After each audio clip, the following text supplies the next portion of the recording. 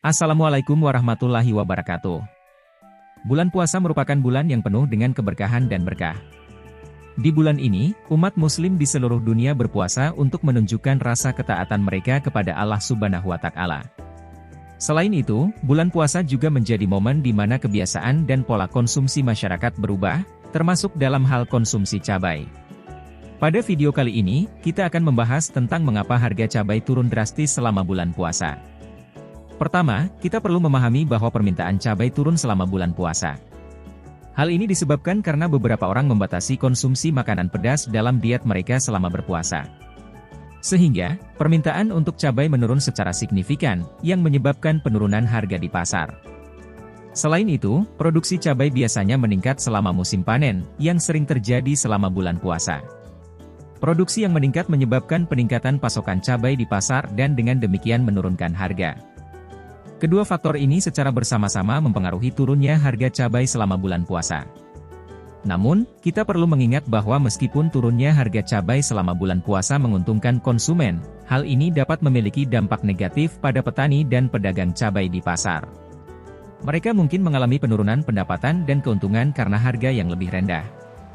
Jika harga cabai turun terlalu drastis, maka petani cabai mungkin akan mengalami kerugian dan kesulitan dalam memenuhi kebutuhan hidup mereka sehari-hari. Oleh karena itu, pemerintah dan berbagai pihak terkait perlu mencari solusi untuk menjaga keseimbangan antara penawaran dan permintaan cabai, serta membantu petani cabai untuk mengatasi masalah ekonomi yang terkait dengan penurunan harga cabai. Perhatian pemerintah pada petani cabai penting dilakukan karena petani cabai masih mengalami berbagai kendala dan tantangan dalam produksi dan pemasaran cabai. Beberapa kendala tersebut diantaranya adalah kurangnya akses petani cabai terhadap modal usaha, teknologi pertanian yang masih kurang.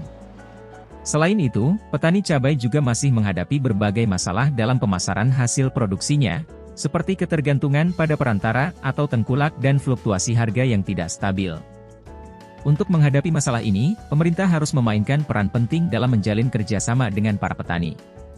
Dalam hal ini, pemerintah dapat memberikan bantuan dan pelatihan yang diperlukan agar petani dapat memperoleh keuntungan yang adil dari hasil panen mereka.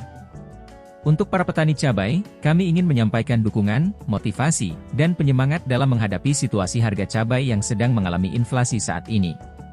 Kami tahu bahwa situasi ini tidak mudah, namun kami yakin bahwa dengan keberanian, ketekunan, dan kerja keras, para petani cabai akan mampu mengatasi tantangan ini. Kami berharap pemerintah dan berbagai pihak dapat memberikan dukungan yang diperlukan dalam meningkatkan kesejahteraan petani cabai, baik melalui program dan kebijakan yang mendukung produksi dan pemasaran, maupun melalui pelatihan dan akses terhadap teknologi dan modal usaha.